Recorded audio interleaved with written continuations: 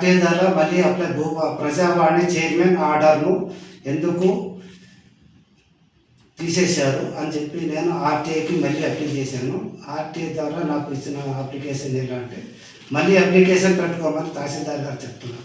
కానీ అది 100% యాక్సెప్ట్ కాదు. నా భూమి ఆల్రెడీ నా సంబంధించిన ఫాదర్ ఆస్తి అంతా కబ్జాలో ఉంది. కాబట్టి ఇది 109 సర్వే దాంట్లో ఇప్పుడు మళ్ళీ కలెక్టర్ ఎక్సైజ్ లేకుంటే మళ్ళీ ఒక లెటర్ ఇచ్చారు. మే 8 తారీఖు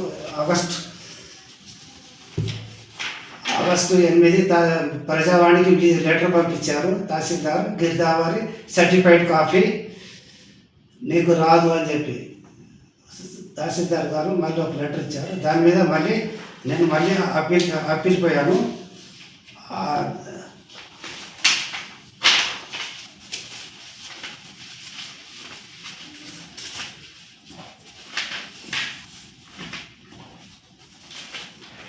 అప్పీల్ వస్తే తహసీల్దార్ గారు ఏమంటుందంటే కోర్టుకు లేక ఆర్డీఓకు అప్పీల్ చేసుకున్నానంటే నేను మళ్ళీ ప్రజావాణికి అప్పీల్ చేశాను. ఆర్డీఓకు రాశాను. ఆర్డీఓకు రాస్తే ఈరోజు జనవరి 3వ తారీఖు డేట్ ఇచ్చారు. జనవరి 3, ఫిబ్రవరి 21 2 డేట్లు 2 రోజులు ఆబ్సెంట్. ఇంతవరకు మళ్ళీ డేటు డిక్లేర్ చేయలేదు. నేను ఇప్పుడు పాత కలెక్టర్ వెళ్ళిపోయాడు, కొత్త కలెక్టర్కు చూపెట్టాను.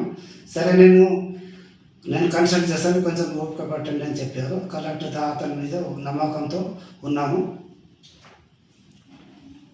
అతని విశ్వాసం కొత్త